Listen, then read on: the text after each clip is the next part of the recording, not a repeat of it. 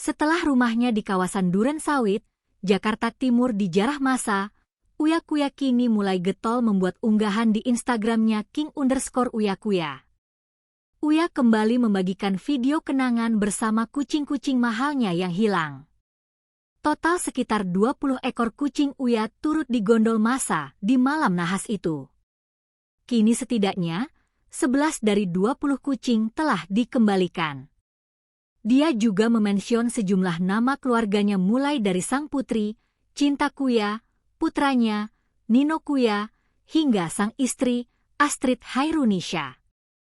Pria 50 tahun itu kemudian merepost sebuah postingan dari sahabatnya.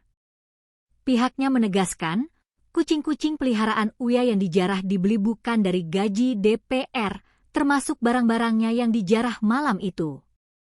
Bagi siapapun yang di video ini, mohon dikembalikan kucingnya Mas Uya Kuya.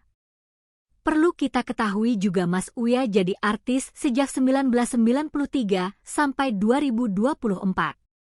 Sedangkan jadi dewan baru 8 bulan. Sudah bisa dipastikan semua yang Mas Uya miliki termasuk kucing itu bukan uang dari gaji sebagai dewan, bunyi keterangan di sana.